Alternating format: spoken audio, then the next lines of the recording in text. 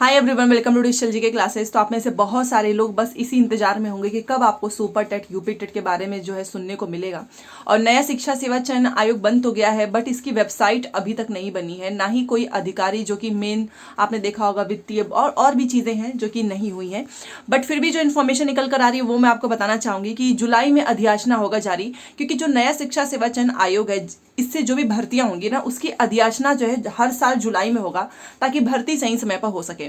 और सुनने में ये भी आ रहा है, न्यूज़पेपर में ही निकला था कि टीजीटी पीजीटी में 25,000 जो है वैकेंसीज खाली पड़ी हैं, तो जो पहले से भर्ती हुई थी उसको भी इसमें जोड़ा जाए। बट नए सिरे से आवेदन होना चाहिए, क्योंकि ताकि जो नए वाले स्टूडेंट्स हैं उनको भी मौका मिल सके। ये नहीं कि पुरानी भर्ती को आप करा दो, वैसे भी भर्तियां होती नहीं है जल्दी। साथ में सुपर टेट में भी रिक्तियों की संख्या बढ़ी हुई है, तो सारी चीज़ें मैं आपको बताऊंगी। तो प्लीज़ चैनल को सब्सक्राइब करके वीडियो को लाइक कर दीजिएगा, ताकि आपको यहाँ से अपडेट मिले। देखो, न्यूज़पेपर में हर जगह चीज़ें निकलती हैं, बट कभी भी हम लोगों ने शिक्षा मंत्री के मुंह से आज तक नहीं सुना हो जब उन्होंने ये बोला हो कि हाँ भाई अब होगी भर्ती, क्योंकि शिक्षक नहीं है, जैसा कि हर जगह देखने को मिल रहा है। तो चलिए मैं आपको बताती हूँ, सीटेट की क्लासेस के लिए आप लोग डेली 5 बजे क्लास के लिए जुड़ सकते हैं। देखिए यहाँ पर है कि भर्ती के लिए जून में होगी पदों की गणना, और इसमें क्या है वो देखिए। अशासकीय सहायता प्राप्त महाविद्यालय में असिस्टेंट प्रोफेसर के नए पदों पे जो भर्ती की प्रक्रिया है वो जून के बाद ही शुरू हो सकेगा। ये क्या, जो भी है, जितने भी अब एग्जाम्स होंगे ना सब जून के बाद ही होगा, क्योंकि आपको पता ही इलेक्शन है। शिक्षा सेवा चयन आयोग की नियमावली में प्रावधान किया गया है कि हर साल जून में रिक्त पदों की गणना होगी। मतलब ये लोग क्या करेंगे, हर साल जो है जून में रिक्त पदों की गणना करेंगे और जुलाई में जो है पदों का अधियाचना आयोग को भेज दिया जाएगा। तो ये हर साल ऐसा होगा, ताकि भर्तियां सही समय पर हो सकें। जून में रिक्त पदों की गणना होगी और अधियाचना होगा जुलाई में। इससे पूर्व आयोग को अधियाचना भेजे जाने के लिए कोई समय सीमा निर्धारित नहीं था, तो ऐसे में भर्ती को लेकर अनिश्चितता बनी रहती थी और नियमित रूप से भर्ती ना होने के कारण अभ्यर्थी भी परेशान होते थे। अब बताइए, 5 साल से भर्ती नहीं हुई, जो आयोग बन चुका है वो आयोग भी अब काम नहीं कर रहा है, तो वैसे भी स्टूडेंट्स परेशान है। तो यहाँ पर एक तरीके से देखा जाए तो एक नया जुमला है कि भाई नया जो आयोग बना है ना वो आपका जून जुलाई में अधियाचना पदों की संख्या जारी करेगा, ताकि अभ्यर्थियों को परेशान ना होना पड़े, नियमित रूप से भर्तियां होंगी। चलो अच्छी बात है अगर ऐसा हो तो। उच्च शिक्षा निदेशालय भी समय समय पर रिक्त पदों की गणना कराता था, और इसके बाद भर्ती के लिए उच्चतर शिक्षा सेवा चयन आयोग को अधियाचना भेज दिया जाता था। तो ये बता रहा है कि देखो, ये जो है उच्च शिक्षा ये ऐसा करता था, और अब आयोग भी आपकी जो भी भर्तियां हैं उनकी जो है पदों की गणना करेगा जून में, और जुलाई में आपको पदों का अधियाचना मिलेगा। तो चलो ठीक है, जून का इंतजार कर लेते हैं। वैसे भी जून के बाद से सारी चीजें सामने हो ही जाएंगी कि कब होती है भर्ती, कितनी होती है, ठीक है, और कितना ये लोग कैलेंडर जारी करते हैं। तो ये एक जो है चीज़ निकली हुई है। और साथ में टीजीटी पीजीटी का मैं आपको बताना चाहूँगी, जितने लोग भी इंतजार कर रहे हैं। देखो 2022 का फॉर्म भरा गया है, तब से बहुत सारे टीचर्स यहाँ पर रिटायर हुए हैं, कुछ लोगों ने अपने मन से छोड़ दिया, और वैकेंसीज आपको पता ही है कि उस बच्चे भी बढ़ रहे हैं, क्योंकि हायर स्कूल वाला है ना टीजीटी पीजीटी। तो इसमें 25,000 के आसपास रिक्त पद खाली हैं। तो अब इनको नए सिरे से करेगा या इसमें जोड़ेगा? अभ्यर्थियों की तो डिमांड यही है कि आप इसको जोड़ दीजिए, क्योंकि फिलहाल जो 2022 वाला था ना वो 4,000 के ही पास था, और 4,000 के लिए 13 लाख फॉर्म भरे गए हैं। तो इसलिए अभ्यर्थियों की ये मांग है कि आप इसमें 25,000 नए पद जोड़ दीजिए। बट मुझे ऐसा लगता है कि फिर इसमें सबको मौका मिलना चाहिए। अब आप में से बहुत सारे लोग होंगे जिनका बीएड भी कंप्लीट है, पेपर 2 भी पास है, तो उन्हें भी तो मौका मिलना चाहिए ना। अब इनकी क्या गलती है, भर्ती नहीं आई तो बस 2022 वालों को नहीं, सभी को मौका मिलना चाहिए, क्योंकि भर्ती एक बार आती है, फिर आपको भी पता है कितने साल इंतजार करने पड़ते हैं। अब ये हाल देख लिया जाए प्राइमरी स्कूल का। भाई प्राइमरी स्कूल की हाल तो सबसे ज़्यादा बेकार चल रही है। जहाँ शहरी प्राइमरी स्कूल शिक्षक विहीन हो चुके हैं, ज़्यादा से ज़्यादा जो शहर वाले स्कूल है ना वहाँ पे टीचर नहीं है, बिल्कुल भी नहीं है। और ये आपकी यूपी के प्राइमरी स्कूल की बात है। अगर मैं 2-4 की जिलों की बात करूँ, ये देखिए, ये सारे शिक्षक इसमें है ही नहीं। गौतम जो बुद्ध नगर है उसमें स्कूलों की संख्या है 61, गाजियाबाद में 58 है, वाराणसी में 50 है, मेरठ में 67 है, आप देखिए बरेली में 69 है, प्रयागराज में 70 है, गोरखपुर में 53 है, अयोध्या में 62 है। और ये जो स्कूल में आप ये है ना, ये सब के सब जो है शिक्षक विहीन हो चुके हैं। यहाँ पर शिक्षक नहीं है, बगल के स्कूल के टीचर आके इसको ध्यान दे रहे हैं बस, और कुछ नहीं हो रहा है। बच्चे भी केवल मिड डे मील के लिए आ रहे हैं, आप भी जानते हैं। ये हो चुका है। ये देखिए, ये आप यहाँ पर देख सकते हैं, 291 विद्यालयों में सिर्फ एक ही शिक्षक है। परिषदीय विद्यालयों का नया शैक्षिक सत्र शुरू हो चुका है, लेकिन ऐसा बहुत सारे स्कूल हैं जहां पर एक भी सहायक अध्यापक व प्रधानाध्यापक नहीं है। बड़ी बड़ी संख्या में ऐसे विद्यालय भी हैं जहां पर केवल एक ही अध्यापक या प्रधानाध्यापक है। अब मैं कितने स्कूल के नाम बताऊं, ये देखिए, आप यहाँ पर देख सकते हैं। इतने 3,446 प्रसिद्धि विद्यालय हैं, 2,419 प्राथमिक वाले हैं, 628 जूनियर हैं, 427 जो है संविलियन है, मतलब जहाँ पे 1 to 5 6 to 8 दोनों हैं।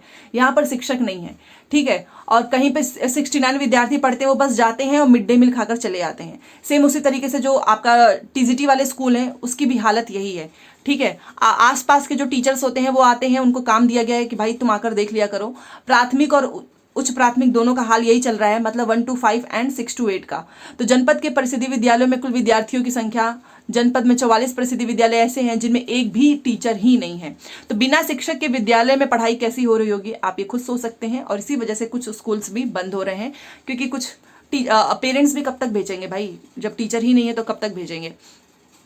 और यहाँ पर आप देख सकते हो, एक तो एक टीचर है वो पढ़ाएगा थोड़ी ना, उसको अपने ऑफिशियल वर्क भी करने होते हैं। अब एक टीचर 4-5 क्लास को कैसे देख सकता है।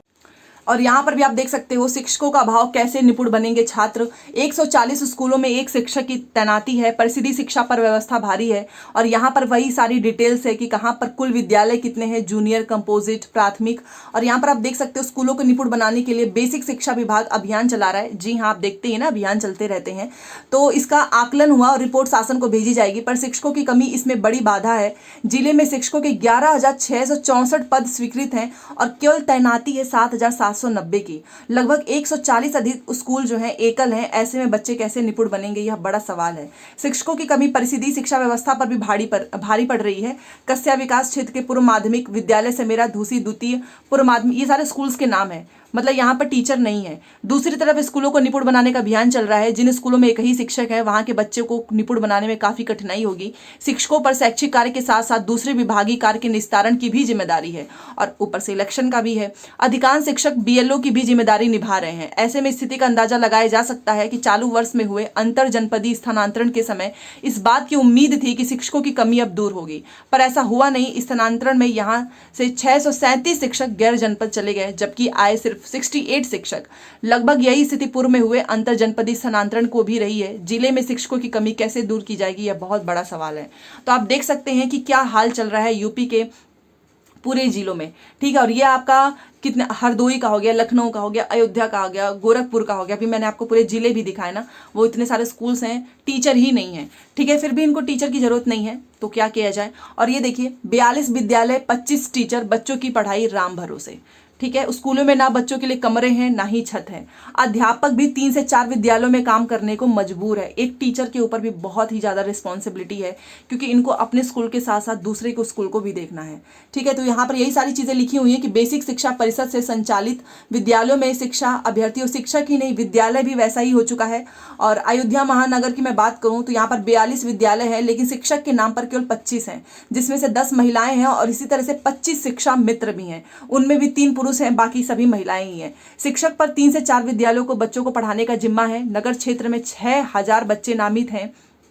यह आरटीई कानून का मजाक तो नहीं, और क्या है कि एक अध्यापक पर 240 बच्चों को पढ़ाने का दायित्व थोपा गया है। अब आप मुझे बताओ, एक अध्यापक कितने बच्चों को पढ़ा सकता है, ये आप सभी जानते हैं। तो यहाँ पर कहीं ना कहीं आरटीआई का पूरी तरीके से उल्लंघन किया जा रहा है कि एक टीचर पे 240 बच्चों की रिस्पॉन्सिबिलिटी है।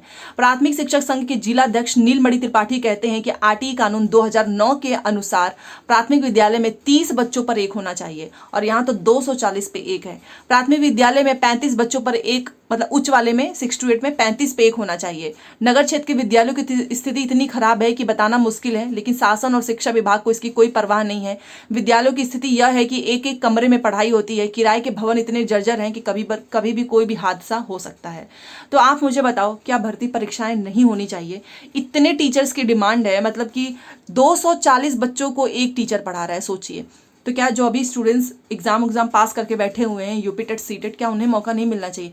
क्या हमारे जो योगी जी हैं, हमारे जो शिक्षा मंत्री हैं संदीप सिंह, क्या इन्हें ये सारी चीज़ें पता नहीं चल रही है? क्या ये लोग न्यूज़पेपर वगैरह नहीं देखते हैं? आसपास के ही बहुत सारे ऐसे स्कूल्स हैं जो मैंने खुद देखा है, जहाँ पर टीचर्स एक ही होते हैं और उनके ऊपर बाकी के भी काम की बहुत रिस्पॉन्सिबिलिटी होती है। तो चलो, ये तो निकला है कि जुलाई में अधियाचना जारी होगा। अब देखना ये है कि जुलाई में बस टीजीटी पीजीटी का होता है या फिर सुपर टेट का भी अधियाचना आता है, क्योंकि सुपर टेट में रिक्तियों की संख्या सबसे ज़्यादा हो चुकी है प्राथमिक में, ठीक है। तो ये इन्फॉर्मेशन थी। आपको क्या लगता है कि जुलाई में क्या टीजीटी पीजीटी के अलावा सुपर टेट का आएगा या नहीं, ये जरूर बताना, क्योंकि टीजीटी पीजीटी 100% कंफर्म है, इसकी परीक्षा होगी क्योंकि इसका फॉर्म भरा जा चुका है। सुपर टेट वाले ही सबसे ज्यादा परेशान है क्योंकि ना तो कोई भर्ती है ना ही कोई फॉर्म है। तो चलिए मिलते हैं नेक्स्ट क्लास में। Thanks for watching.